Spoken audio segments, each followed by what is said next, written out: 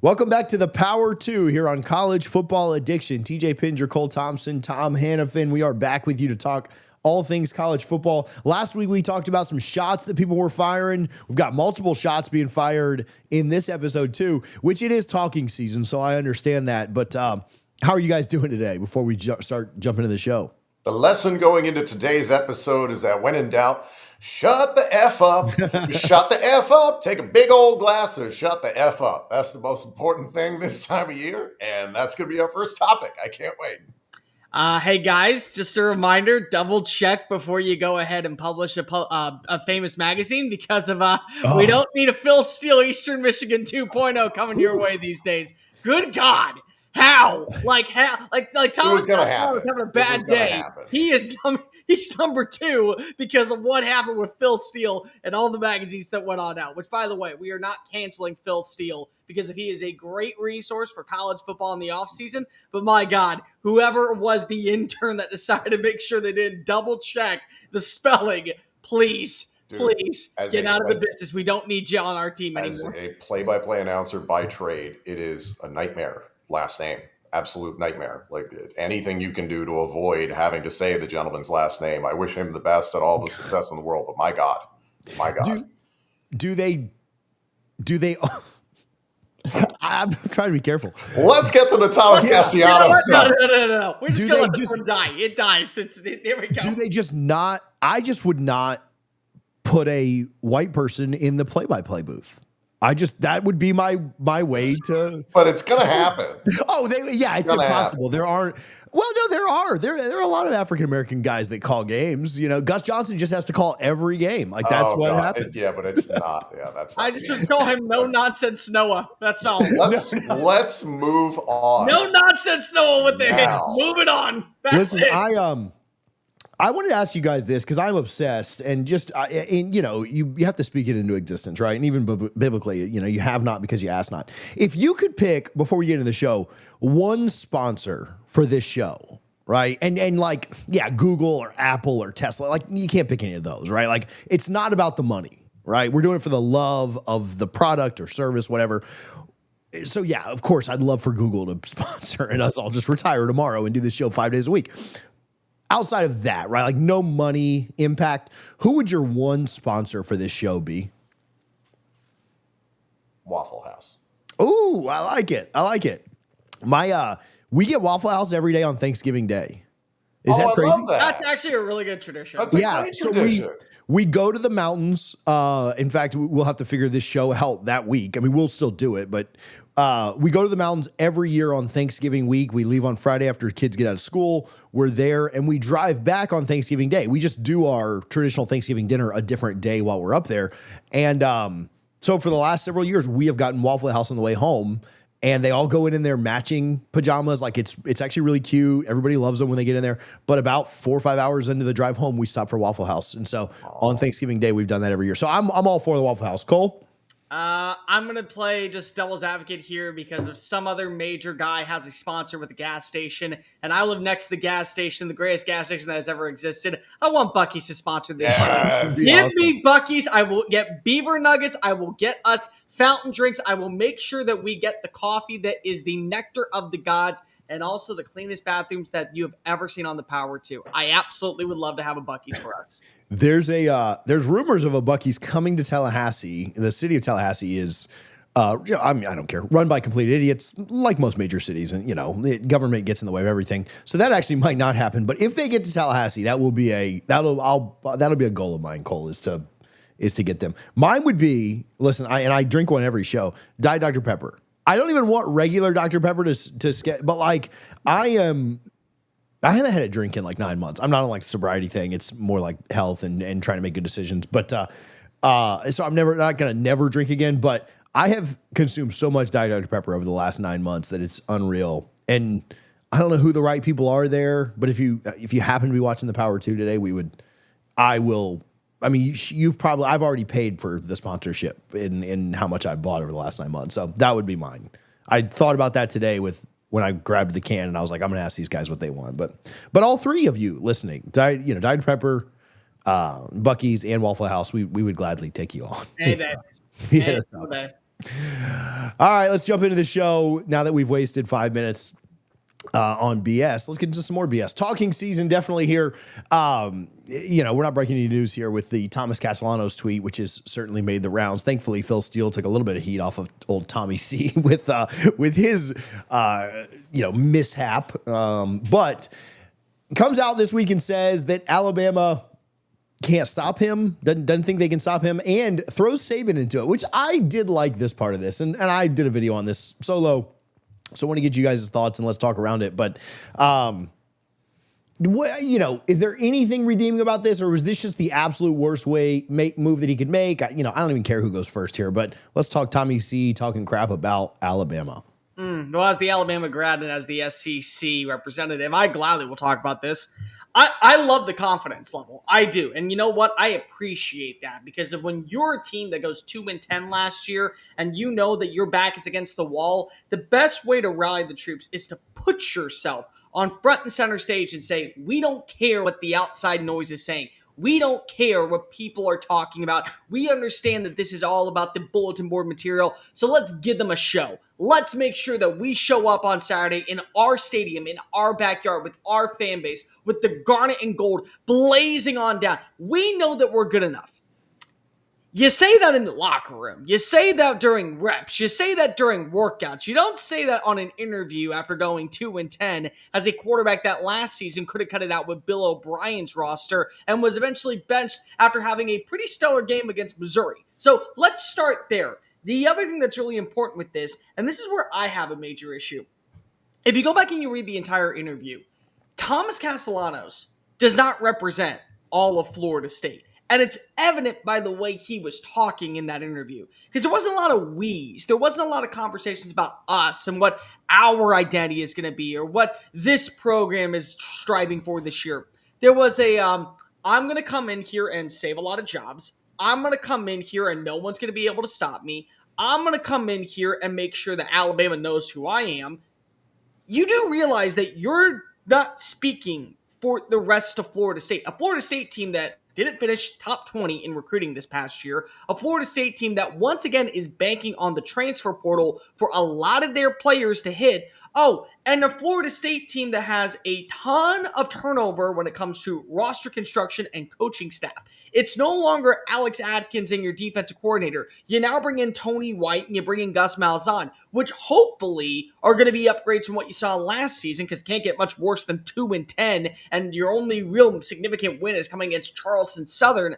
But the bottom line is that you have now put a target on all of Florida State's back. Florida State could have gone into this game against Alabama and lost by 3. Ty Simpson and Thomas Castellanos could have balled on out, and you would have left saying, you know what?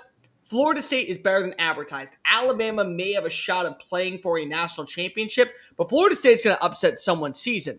Now the conversation turns to, Thomas Castellanos said that nobody could stop him, nobody could beat him, nobody could slow him down, and they proceeded to lose to Alabama, even though this is a Florida State team. Thomas Castellanos has got to ball on out. He has got to play near perfect football, and he has got to show why he can back the claim.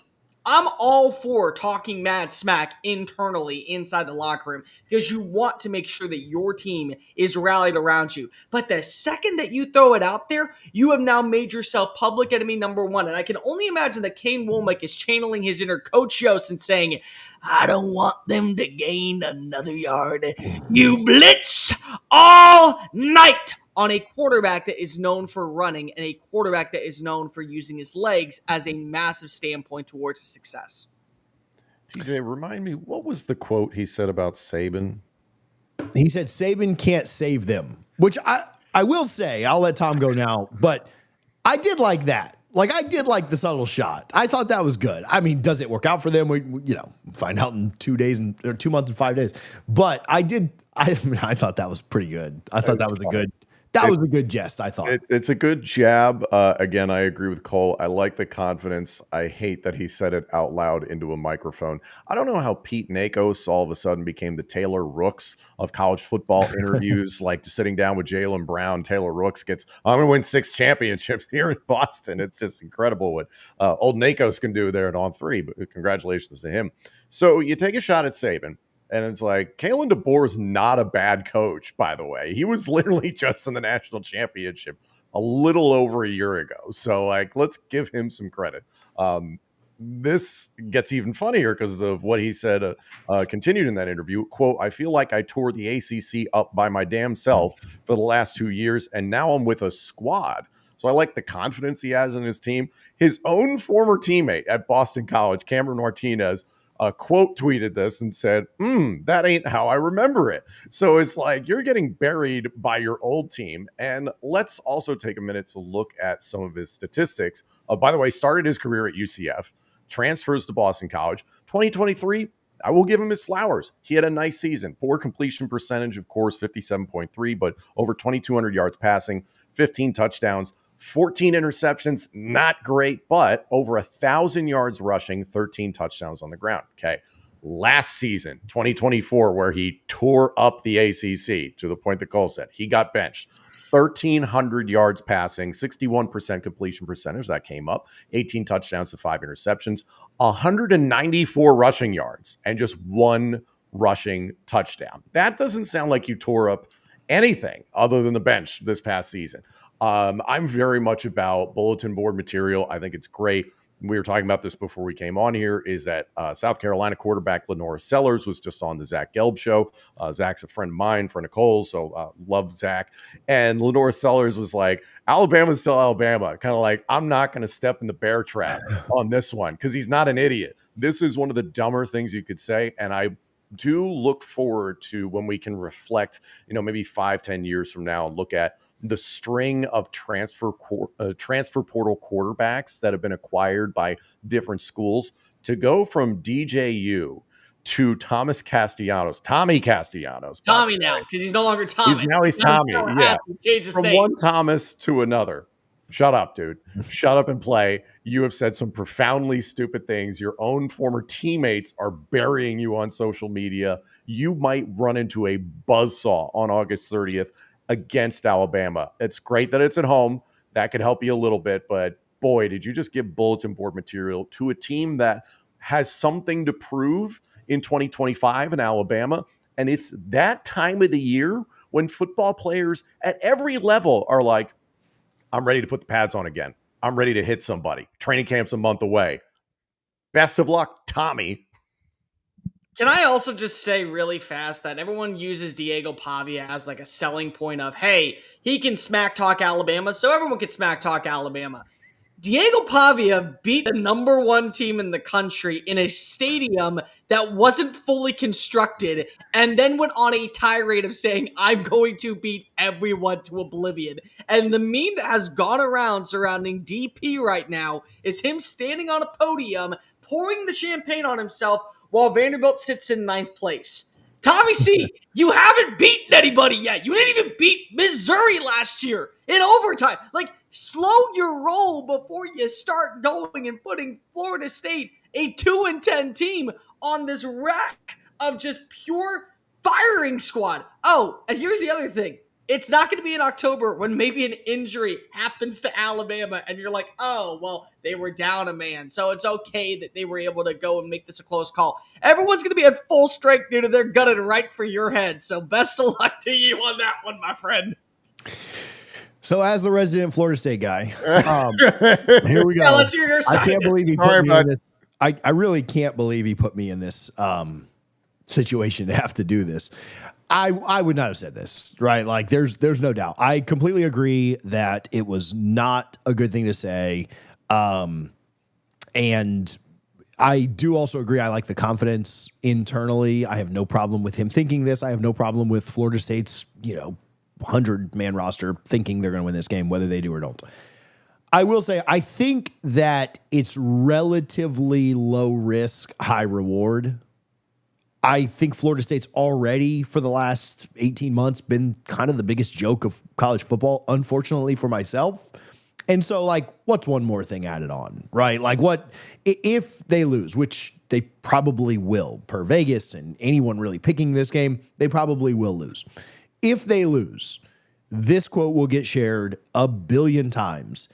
And then we'll get to Tuesday, and it'll be about who everybody plays the next week, right? Like, this is not that big of a deal, in my opinion, right? Now, I preface that by saying I would not have said this. I would have preferred for him not to say this.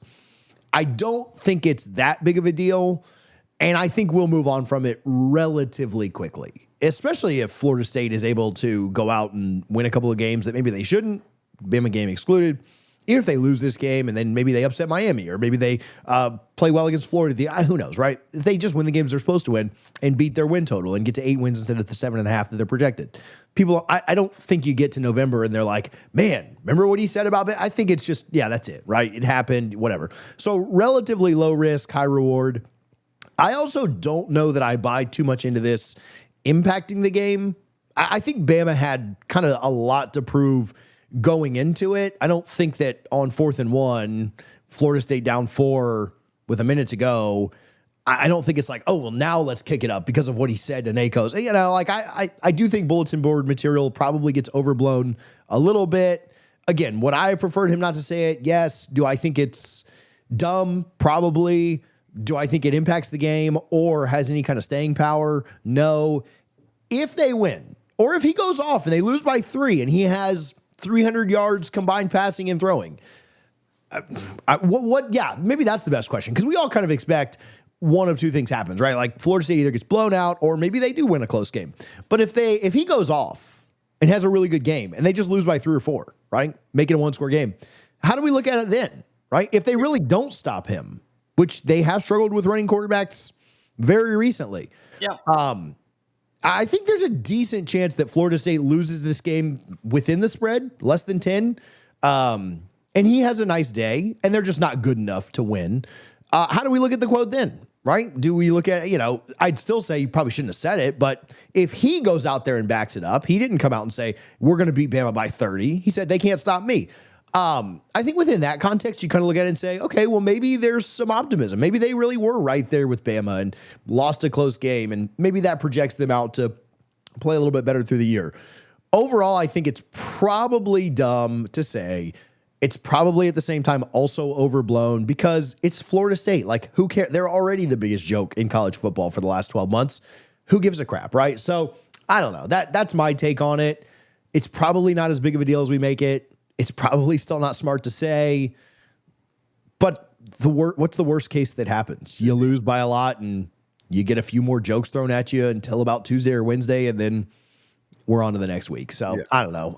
It's probably too reasonable to take for social media, but that's kind of how I see it. I think it's reasonable. Hunter is a great comment here in our comment section saying bulletin board material is only good for the first possession.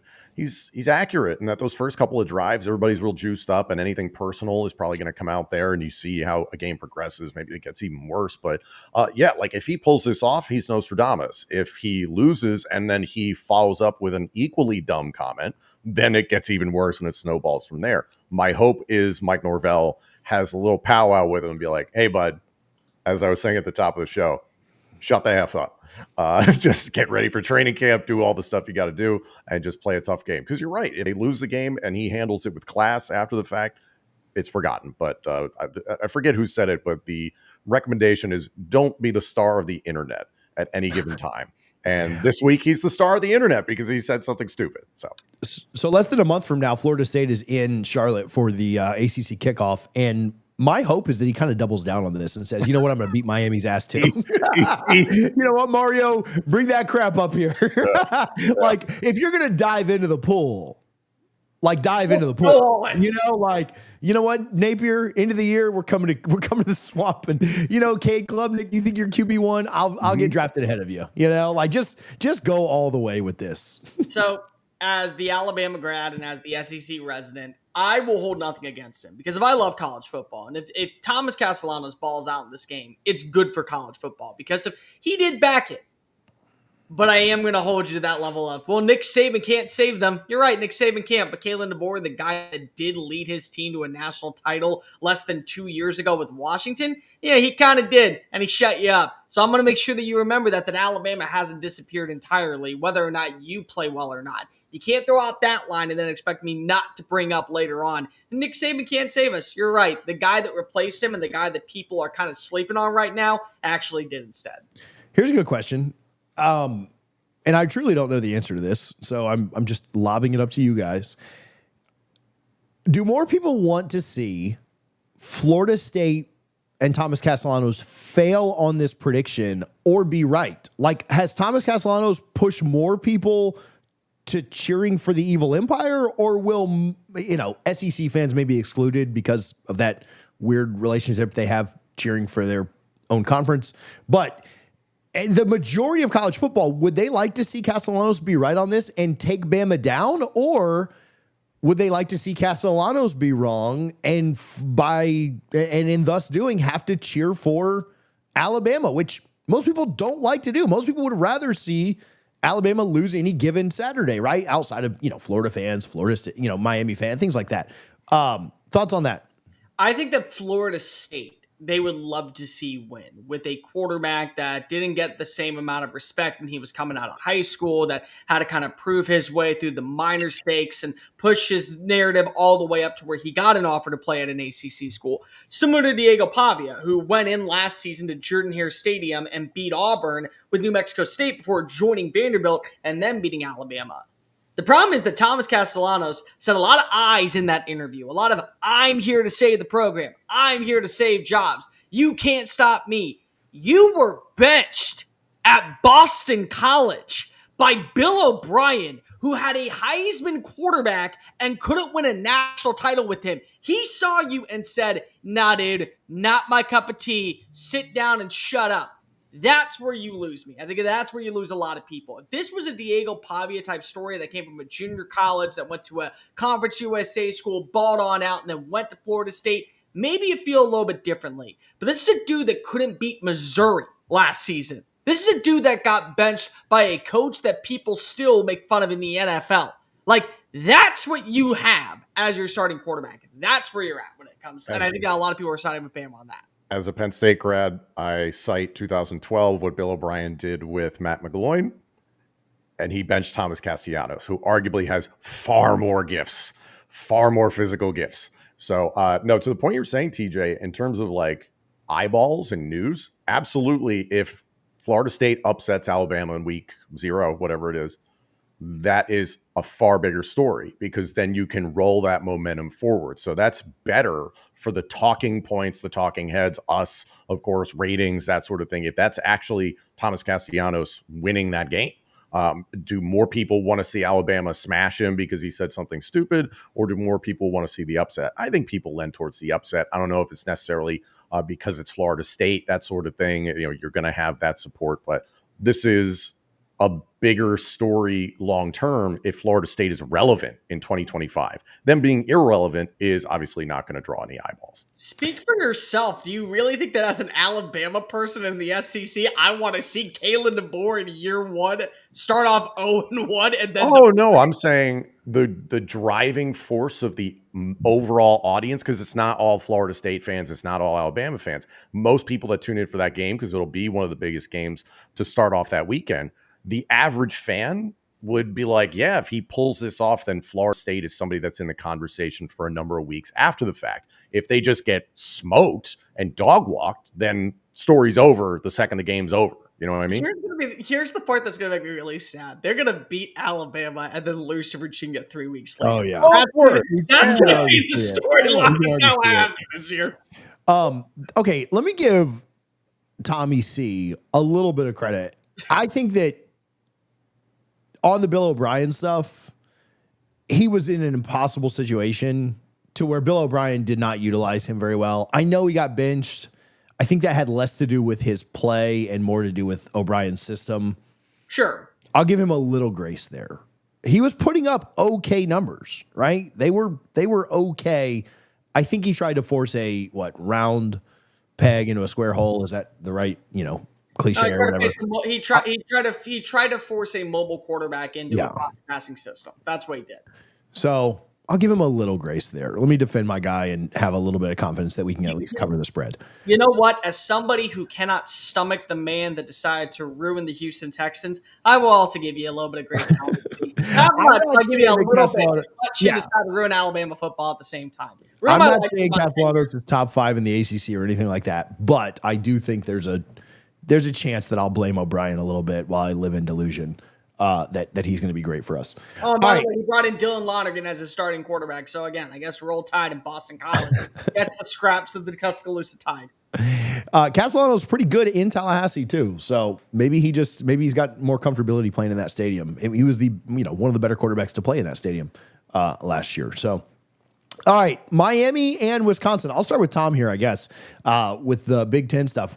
I've never thought I'd see the day where, I guess I could say that a lot about college football lately. Never thought I'd see the day where one university sues another university.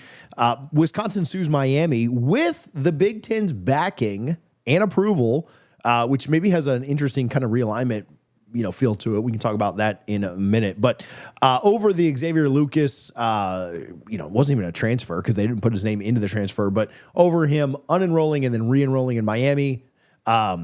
Accusations of tampering, accusations of inappropriate conduct by Miami to get him to leave Wisconsin. Obviously, Wisconsin feeling they were wronged due to money that they had paid him.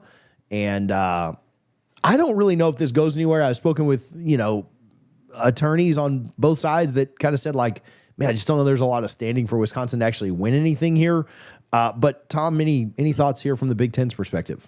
If anything, does this set a precedent for the new College Sports Commission, the CSC? Does this set a precedent for Deloitte when looking at punishments down the line? Like, to your point, I don't know where this falls, if this is before or after the House settlement, if they're going to consider this grandfathered in, ipso facto, whatever you want to call it from a legal standpoint. So I am curious to see where it goes. I loved what Xavier Lucas did, because I'm all about people beating the system. I was a big fan when Johnny Manziel got a slap on the wrist for signing all sorts of autographs and he just got to play again. And he circumvented the NCAA and he got the money that he should have been getting in the first place because of the fame and popularity that he had. This was Xavier Lucas working around the transfer portal and just like cutting out all this BS of like, well, you got to submit the paperwork and you got to go onto this website and you got to say whether you can communicate with me or not communicate with me. He's like, no, I want to go to Miami. I'm going to leave Wisconsin as a student because that's his right as a student. When Cole was at Alabama, he had every right to just leave Alabama and go to Mississippi State if he wanted a worse education. But like, you have that right as a student. So it's fascinating to me. I think if they set a precedent for it, it'd be important. That way the tampering element can't be involved. But yeah, Miami has been throwing around a ton of money. Wisconsin is historically, notoriously tight-fisted. They never want to spend money on anything. So the fact that they're bowing up over this one, I don't think they're going to win anything in terms of like monetary damages or returns or anything like that. Xavier Lucas, good for him. You got to Miami, you got to a competitive team. I feel bad for Wisconsin, honestly, in all of this, because Wisconsin, I remember a day where Barry Alvarez and this program was respectable and had a lot of the good things going. And now they just feel lost. Just feel very, very lost. The Big Ten supporting them, okay, like maybe they feel like they can punch down on the ACC and gain something out of this. But long term, maybe the CSC looks at this as like, hey, we're not going to let this happen again. I'm kind of with Tom on this one, and it makes me really sad. Wisconsin at one point was viewed as one of the more feared programs in the Big Ten. You also knew what to expect from them. They were a no-nonsense, smash-mouth football team that want to punch you in the face with big, brute offensive linemen and a great run game, and they usually put a lot of the emphasis on getting those type of players to come on into the program. And they usually also had a pretty solid defense, even though it wasn't anything to write home about. But then you remember over the last several years, I mean, we can go back to like even when there was conversations of Jim Leonard getting hired as the next head coach. Like, thankfully, and there's no shot against Jim because I think that Jim belongs in college football, and it's a shame that he's not a head coach somewhere. But he didn't have the opportunity to prove himself. And when he was given the opportunity to replace Paul Chryst, they said, no, we need to go out and make a splashier hire. But keep in mind, when Brett Bielema decided to leave and head on down to the SEC, they went after Gary Anderson. And then when Gary Anderson said, nope, we're going to leave and go to Oregon State, they went after Paul Chryst. And I liked Paul Chryst for a while, but they were content with just being a mediocre team and a very underwhelming offensive executional juggernaut. So This again is one of those things where I feel like it's more so an issue for Wisconsin, because Wisconsin right now is not able to bring in the right recruits. They're not selling themselves in the same light the way that Michigan is and the way that Ohio State is. But you know who is selling themselves every opportunity they get? Miami. They're realizing the faults of their own labor, and they're saying, we are not going to settle for mediocrity. We have a coach that we believe in. We have an identity that we think can be sustainable. We have the money and the resources that we're allocating towards bringing in the right personnel. So we're not going to sit by idly. They went out and they brought in one of the better defensive coordinators in the Big Ten last year from Minnesota. And what does he do? He says, this kid, and this kid are really good in this conference. Make sure you bring them down to the ACC so they can become elite. They're not just going to be names that we talk about on a Saturday. They're going to be the fixtures of the conference moving forward. So it's very understanding to be frustrated from this perspective if you're Wisconsin, because you're losing out on players that were being tampered with. But tampering's not going to go away anytime soon. It's going to change the narrative. It's going to change the logic. The way that we talk about tampering is going to be completely different based off the new regulations of college football. But it still is going to be tampering. Somebody else is going to have a conversation. They're going to get the word back to them. And then you're going to have to go through the crumbs and the cookie trail of all of the who said what to who to make sure that you were able to find out exactly who was able to go ahead and put themselves in this position. One of the things Wisconsin is asking for, and I spoke with an attorney about this, I agree with Tom. I don't really know that they're going to make anything monetarily. I don't know if they really care about the monetary side of this. You know, like what were the damages? However much they had paid him, a couple $100,000 at most, and that seems like a stretch in that short amount of time. Who cares, right? Like at the end of the day, when you look at like total budgets and stuff, like, even if it was $100,000, whatever. I don't think they'll win anything monetarily. I do think that it sets up a pretty interesting dynamic of if they can find Miami was at fault. And if they like I think the third concession that they're asking for in their lawsuit is basically just to admit, for it to be found that Miami did something wrong. Could that set a precedent, like Tom was saying, on how enforcement and different things happen within college athletics on penalties, and how we say hey, Miami was wrong here. You owe them $50,000 in court costs, right? Like a nominal amount of money, like that doesn't matter. Or maybe they lose on those things and just get the declaration was the word that was used in the suit, that Miami did this wrong, right? They did the wrong thing. I don't know if they will do that or not. I don't know the legal standing, the legal grounds to really say whether or not Wisconsin has a leg to stand on here. But I do think that would be an interesting part of this, is if we could get a ruling of hey, you're not allowed to do this. And if this happens in the future, if we find this out, we will penalize in a certain way.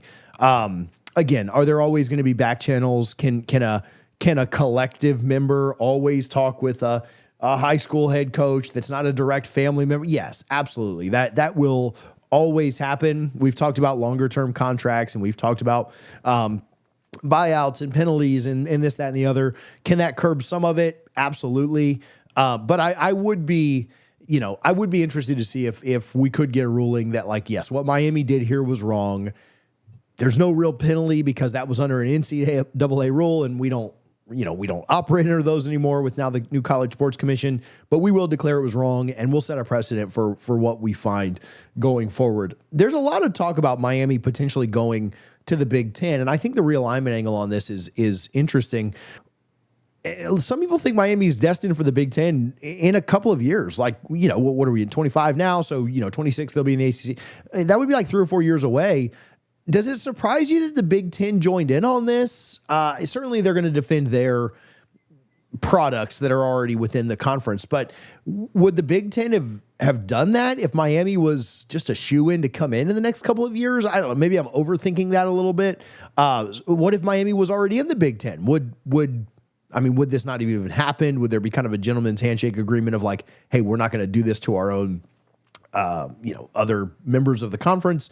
But I do think did Miami hurt themselves a little bit in the big picture with this happening, or is that maybe overblown? And at the end of the day, if they were Big Ten bound, they're going to be there anyway. I don't know. Tom, Cole, if you have any thoughts there. It's tough to project ahead of whether or not they will be going to the Big Ten unless somebody absolutely knows something behind the scenes, and there's even more tampering there to talk about for crying out loud. So in and of itself, I think the Big Ten is doing the right thing, supporting one of their member teams, as somebody that's been a part of the Big Ten for a very long time, I'll say this. Does this have the same teeth if the Big Ten isn't backing Wisconsin? If it's just Wisconsin versus Miami, Miami's a much bigger, much more powerful program and much more clout, I guess you could say. So Miami's got to be like, oh, you brought your dad? Cool. Like, you want to have a fist fight? We'll do that out back and he can watch. So I'm curious to see where this goes. I think what's really funny in all of this is that TJ is bringing logic into the conversation about all of these deals. And Tom and I are sitting here and going, Wisconsin, we're trying to defend you as an actual good Trying to help. Yeah. Start your game back up to what we remember in the 2000s. Like, dude, we want Wisconsin to be decent at football. Like, I don't want to look at their schedule and go, oh, they have 6 games that are automatically 0-6 on the radar simply because of this is the new culture and the identity that they've established over the last 5 years. If you are watching live, appreciate those commenting between Ronnie and James. I saw Hunter in here at one point. If you're on X or Twitter, you can go over to YouTube so that we can actually see your comments. Just search for College Football Addiction. Obviously, we're live right now, so just click on the video. We'd love if you migrated over. If you'd subscribe, we'd appreciate that too. Next up, speaking of shots fired, the old ball coach, never afraid to fire some shots, fires a shot at Arch Manning in Texas. Here was the quote that he gave to Pat Dooley. Most people picking Texas to win the SEC. They've got Arch Manning winning the Heisman too. My question is, if he was this good, how come they let Quinn Ewers play all the time last year? And then he comments, and he was a 7th round pick, talking about Quinn Ewers. Cole, SEC guy up first. I like a Spurrier shot, don't get me wrong, but thoughts on the thoughts on Texas? Quinn Ewers was always going to play. He was never getting benched. Quinn Ewers was always going to play. He was never getting benched. Stay with me, ladies and gentlemen. Quinn Ewers was always going to play. He was never getting benched.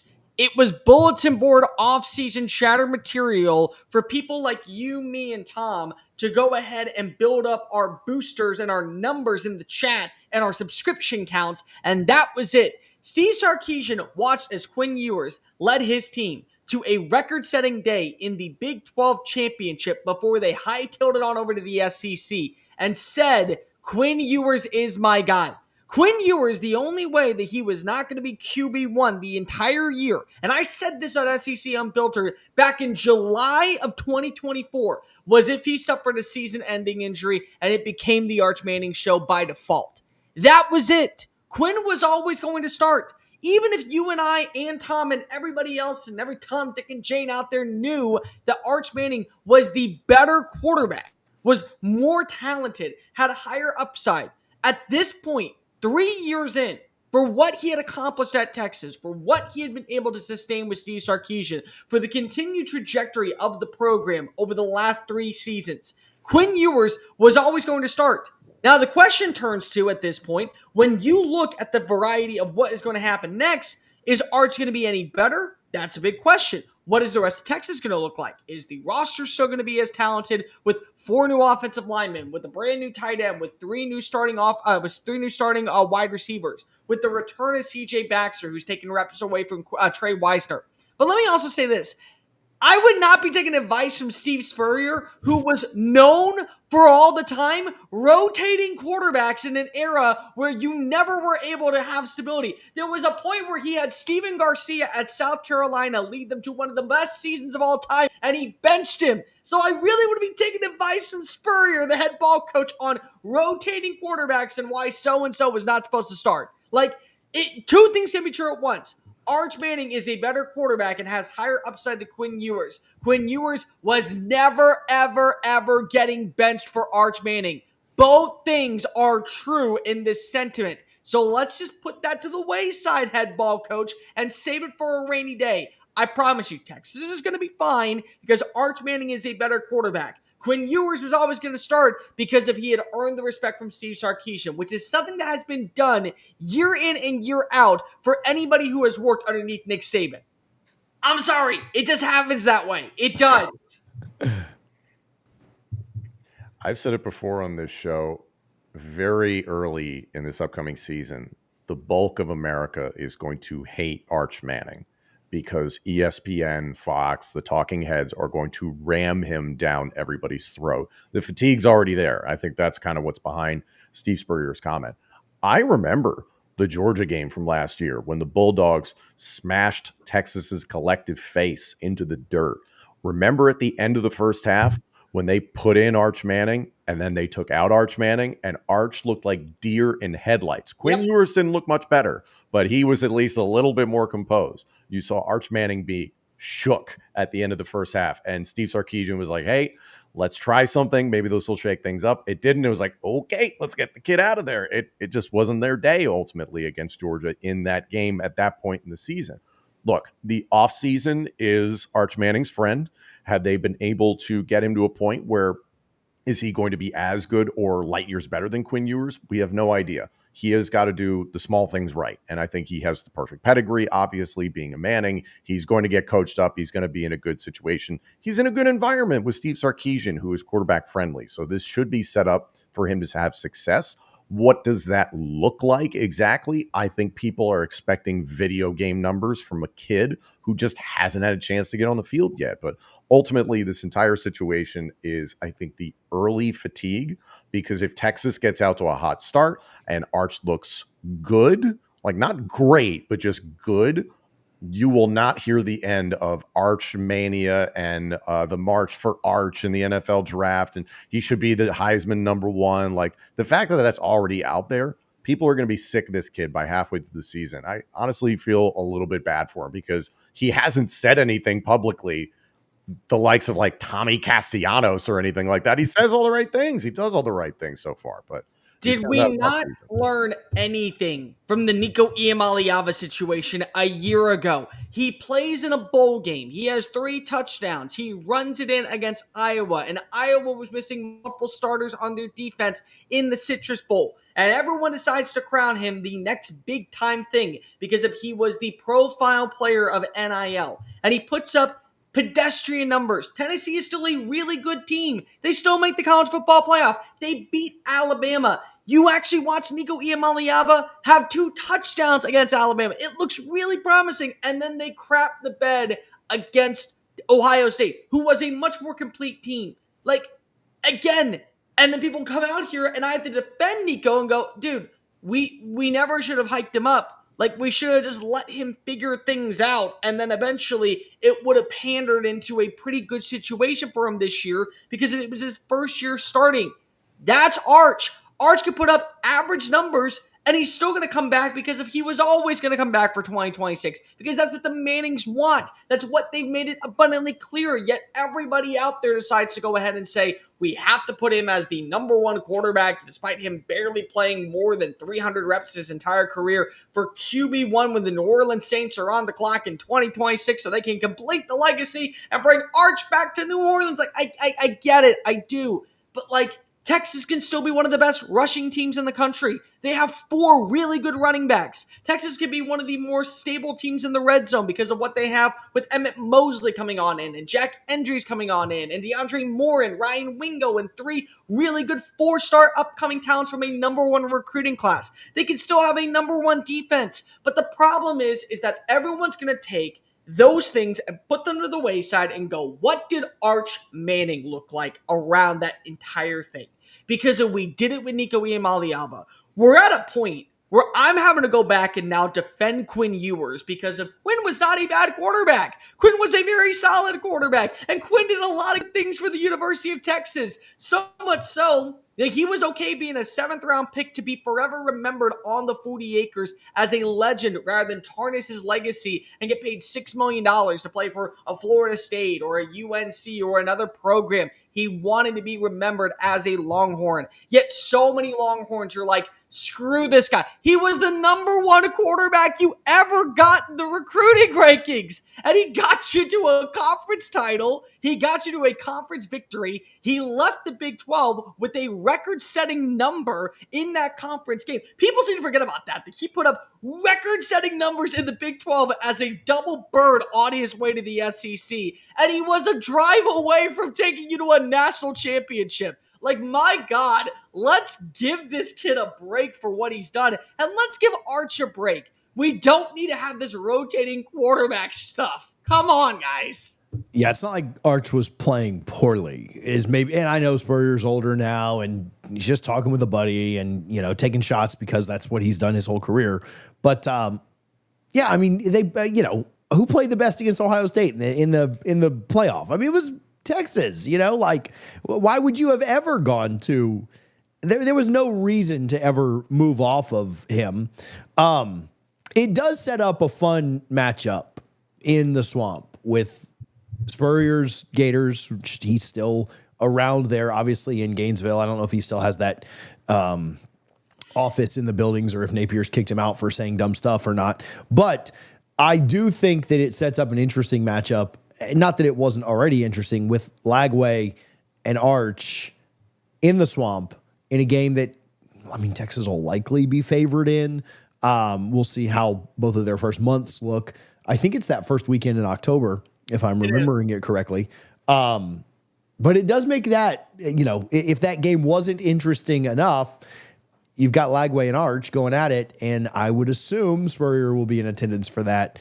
And, when you think about your top games of the year, for all the storylines that we just got added to, I, again, won't put Spurrier's comment anywhere close to Castellanos's, but when you put Spurrier's comments in there too, I think it makes it even more fun when that game does happen. I'm going to say a bold take real fast, and I'm okay with it. It's probably going to get clipped, so be it. Today, I believe that Texas still will make it to the SEC championship. They will have one conference loss. That loss right now is in the Swamp to Florida Gators. Woo! Look at you. That, to me, right now is my prediction. As of June 25th, I believe that Florida's signature win for Billy Napier this year will come against Texas in the Swamp come early October. We definitely will clip that. All right, on to BYU. Lands a 5-star quarterback over Oregon. I thought Kehlani Sitake had a good comment. I don't know if this was pre-commitment or post. I don't really care. The comment holds up either way. When recruits get here, we pair them with current players, and we're not in the room. No coaches, no parents, just player to player. You can't fake that. And our guys are awesome. They love being here, and they tell the truth. If it wasn't a good fit, we'd know. That honestly goes a long way. Listen, I know money came into play here with this commitment. It always does with a 5-star. I think religion, I think the fact that he's part of the Church of Jesus Christ of Latter-day Saints certainly plays an impact with a kid committing to BYU. I'd really like to see some Baptist kids that are 5-stars commit to Liberty more often, but that's a story for a different day. But I do think, I've bragged on this before, I do think the culture and the way that Sitake, the faith that's built in, I think the way that he's building that program and has built that program, I am a massive fan of watching BYU football. They're a ton of fun. They play the right way. I don't want to say that, culture won out here, but I do think, money aside, no matter what happens in December later, which may be great for BYU, may not, I do think that the way that they have built that program is pretty impressive, and getting Lyons as a 5-star quarterback is a testament to that. I think, first of all, there's a lot of talk out there about like, hey, is Oregon going to swoop in and grab Ryder Lyons before he ever actually plays anywhere else? You know what I mean? Like, could he commit elsewhere and decommit from BYU? The thing this says to me more than anything, it's the first 5-star, I believe, to go to BYU since 2003, if I have that stat correct, or maybe 03 or 06, but it's been 18 years. It's been a minute. It says a lot of things to me, and I know TJ here on College Football Addiction, you have a great source from BYU who's talked about the basketball program. They've thrown around a lot of money for that basketball program to be not just relevant, but a player, a legitimate player for the first time in a very long time in men's college basketball. Well, there's a big opportunity for BYU football to do the same in a wide open Big 12. We've talked about it all offseason. The Big 12 could be won by almost literally every team in that conference. If you're able to throw around money and jump ahead of some teams, you can be at the head of a Power 4 conference that potentially has 2 automatic qualifiers if we get this thing figured out in terms of the college football playoff. And if you actually land Ryder Lyons in the future, then boy, that just fits in great. And look what they've done with Bretzlaff, who I would say probably, it's hard to tell now because it's a high school kid versus a college football, actual college player. But does this Lions kid have more physical gifts? That's a question mark. Let's not forget, I know people will discredit it because of his NFL run. Zach Wilson performed very, very well at BYU. So they do have a track record of doing well with quarterbacks. This could be a good situation. Is this the beginning of the rise of BYU football within the Big 12? That's my question. Okay. For starters, I want to preface this by saying, BYU fans, I love you. I do. And I love the Big 12, and I love everything about the Big 12. It's my favorite conference in college football. It is. Just to talk about, just to watch, because there's so much uncertainty every single year, including with Kalani Sitake, who I think is one of the most underappreciated coaches in the sport for how he's been able to carry on the success of Bronco Mendenhall and really take BYU to new heights. I think that this is good for college football, that BYU, a Big 12 team, is going out and they're putting their money where their mouth is and saying, we believe that Rider Lions can be a difference maker. We believe that Rider Lions can be the reason why we are not only a competitive player in the conference, but an actual national championship contender. And you know what? It does help that he is a member of the Church of Latter-day Saints. It does help that there are players who have gone out and have spoken to him privately, and that Kalani Sitake is not selling the identity of the program of LaVell Edwards Stadium, which, by the way, is one of the most beautiful landscapes in all of college football. Please, if you haven't, take in a game at LaVell Edwards on a Saturday night in the middle of mid-September to early October. It's one of the best environments you can imagine. I love that they are actually going out there and bringing in this type of talent, and they can bring in this type of talent. But I'm going to hold your hand, and I'm going to tell you exactly what I tell every SEC and Big Ten team.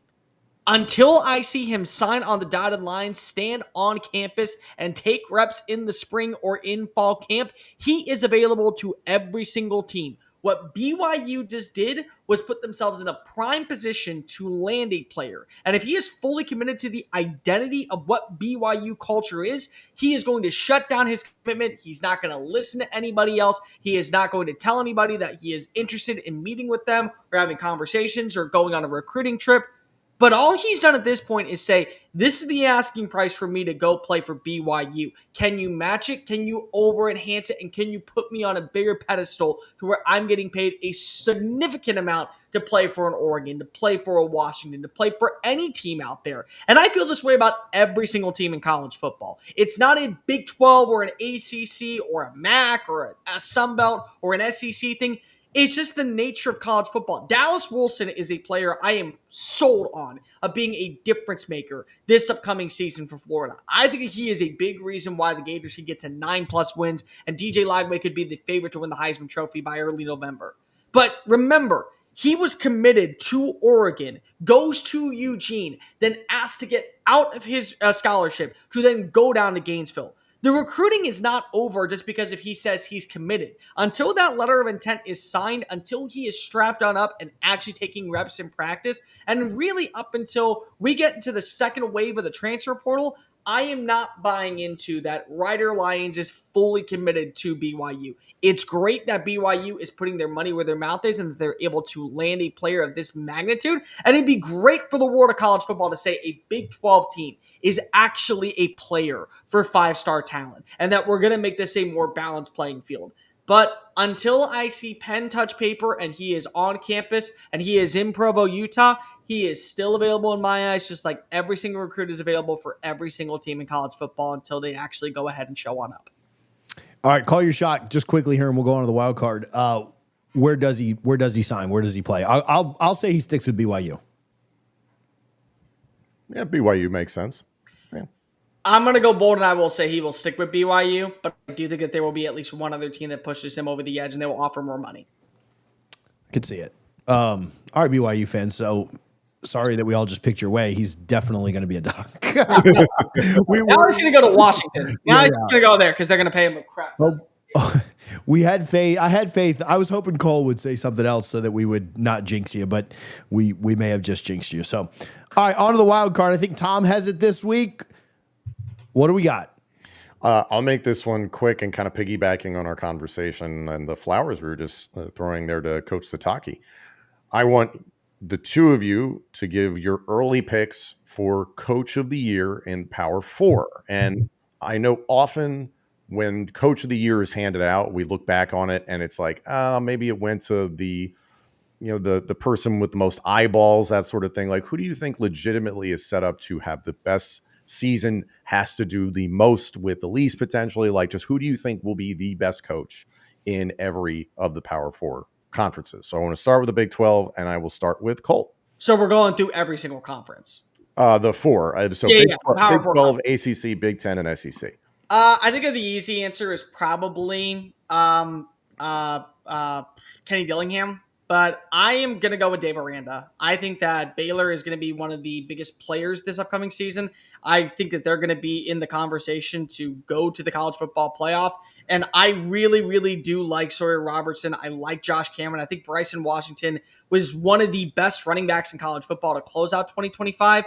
So, yeah, I think that we're going to see Dave Aranda, who was kind of facing a lot of pressure, similar to what we saw a few years ago with Neil Brown. He's actually going to go ahead and elevate his status to where Baylor may be playing for a Big 12 championship. We need to write these down because I'm imploring some strategy on this one. I'm going to go with Sataki. Last year, Dillingham won it. Aranda won it 2 years ago. Sonny Dykes won it. Matt Campbell won it before that. Gundy actually won it in 23, I guess that would have been. So I think they give it to Coach of the Year. Very rarely goes to the best coach, in my opinion. It goes to somebody that's new. It's like a flavor of the month thing. So basing my logic on that, which I just gave Cole how I'm going to pick the next couple as well, I'll say they give it to Sataki. I'll say they make the Big 12 championship, and because of that, it's kind of a, here's what you've done. Here, we're going to give you this award for what you've done in the last 5 years. Gotcha. Cole, ACC Coach of the Year. I'll go once again with the team that I'm very high on, and it feels like I'm just dying on this take. Give me Brent Key at Georgia Tech. I think that the Yellow Jackets are going to be one of the biggest players in the ACC. I like what they've been able to build from an identity. I think I know what you are. They know how to punch you in the mouth. The other thing is that I really, really do like Haynes King with the new wide receivers. Like, they lose Eric Singleton, but I think the two FIU guys, especially Eric Rivers, could be a reason why we are talking about them having maybe multiple teams, coming into their stadium in a top 15 finish. Brent Key out in Atlanta. I think Bobby Dodd Stadium is going to be rocking and rolling this year. In fact, I would say they're humming their way to an ACC title appearance against Clemson. Because Louisville, I know Rhett Lashley got it last year. I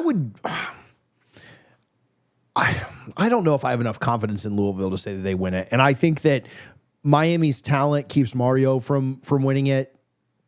They like we do less with more. I'll say that Dabo runs the table and Clemson takes it. I don't know. They're just the most sure thing in the ACC to me. And I could see the ACC really cannibalizing itself and Clemson standing out above the rest. Brent Key and them need to go at least 6-2, I think, for them to win it. And then also need to, either beat Georgia or something. So I'll say if they go 12-0 or 11-1, I think Dabo wins it. Imagine if Bill Belichick wins ACC Coach of the Year his first year after all this. Do they write Jordan's name on the trophy? You have to. You have to raise the trophy with her just as an FU to everyone. Cole, Big 10 Coach of the Year. This is going to be my bold take of all bold takes, but I think you already know where I'm going with this one, Tom, because I talk so much about this team. They are, in my opinion, the biggest sleeper and the ultimate chaos program in the world of the college football playoff. Give me Jed Fish out of Washington. I love what you're going to see in Damon Williams this year. I think Jonah Coleman is a top 10 running back. I think that their defense is going to be great underneath Ryan Walters as the new coordinator. They have two opportunities to really set the tone against Illinois and Ohio State. If we get anything similar to what Noah Fafita and Tep McMillan was out of Arizona with Denzel Boston and Damon Williams, look out. I am telling you, the Huskies are a real threat to go to the college football playoff. I think that Jed Fish is going to have an opportunity to play in Indianapolis and hoist up Coach of the Year trophy in the Big Ten.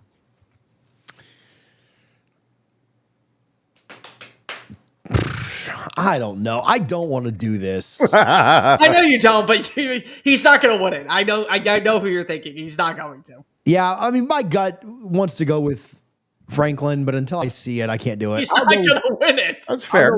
I'll go with Bielema. I'll say Illinois has a really good year and they give it to him. Cignetti won it last year, so I can't see them giving it to him back to back. I mean, unless they, surprise and go undefeated, but maybe Bielema's good action there.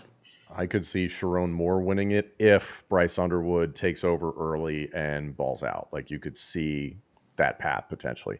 All right, wrapping it up appropriately on the SEC. Cole, who's your coach of the year? Death taxes, Kalen DeBoer being underrated. We're going to get back to the reality of what is Alabama football this year. They have one of the best wide receiver rooms. They are going to have a stellar defense. They are going to have consistent quarterback play. And it feels like everybody just forgot less than 2 years ago, 3 years ago, he took over for Jimmy Lake that burned Washington into the ground. They were a laughingstock in the Pac-12, and he turned them into 11-win teams back-to-back years, plus a conference championship and a national title appearance. For some reason, we act like this guy is not a great coach. I'm sorry, 100%. Buying the stock into Kalen DeBoer, and this may be my Alabama homerism, but I don't care. Roll Tide, roll. We are watching Kalen DeBoer punch his ticket to an SEC championship appearance, and also we are watching him punch his ticket back to the college football playoff. Alabama's got it with Kalen DeBoer. You know, surprisingly, he was going to be my pick if you didn't take it, just because I was going to try and jinx him after his. You were. Saban can't save you, but DeBoer can. Save you, but Well, I think he's good odds. Like if they come back, like you got to like their chances if they go 10-2. I'll go with Sark. I think that they've got a really good chance to. He's not won it. Kirby's won a few. I don't have enough confidence in Brian Kelly. DeBoer's gone. I don't think it's going to be Kirby. If they go 12-0 though, he should win it with just kind of the comeback of having a down year by their standards. But I'll go with Sark. I'll say they win in Athens. Wise guy betting against Kirby Smart again, and then they win the SEC and he wins the coach of the year. I think an interesting pick would be Napier if they do as well as Cole thinks. I don't think they do as well as Cole thinks. I think they probably win 7 or 8 games, and I don't think that's good enough. And so I'll go with Sark. I'll go with a bold claim as well. I think you got to look at maybe Eli Drinkowitz if they were able to get to 10 wins once again. It's complete roster overhaul, and I get it. Their schedule is extremely manageable, but 3 consecutive double-digit win seasons. At some point, we got to give Eli Drinkowitz his credit where credit's due. He has turned a team into at least a manageable and probably one of the more consistent rosters in the SEC. So I'm not going to rule out Eli Drinkowitz. I don't think they're going to get to 10 wins this year, but also at the same time, I mean, listen, if you get 3 consecutive double-digit win campaigns, how are you not one of the better coaches in college football? True. Yeah, the problem with Eli is not that guys can't win it after winning it again, is the flavor of the month thing. He won it 2 years ago. I'd be surprised if they went back to him. I mean, if they go win the SEC or something, certainly you've got a case there. But what about Venables? Could you see him doing it? They need to win 10 for me. Yeah.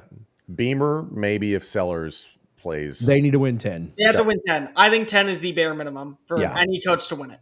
Agreed. All right, that's our show for today. Thank you guys for hanging out. The Power 2 here on College Football Addiction. If you watched, if you commented, we appreciate you. If you were on X, Twitter, whatever, make sure that you go over and subscribe to the YouTube so we can see your comments when we're live. Or just pray that Twitter actually gets their act together and we can see comments one day when they connect with streaming services. That would work too. But in the meantime, go subscribe over at YouTube. We appreciate you guys. TJ Pittinger, Cole Thompson, Tom Hannifan. We'll be back next Wednesday with another show of The Power 2. See you guys.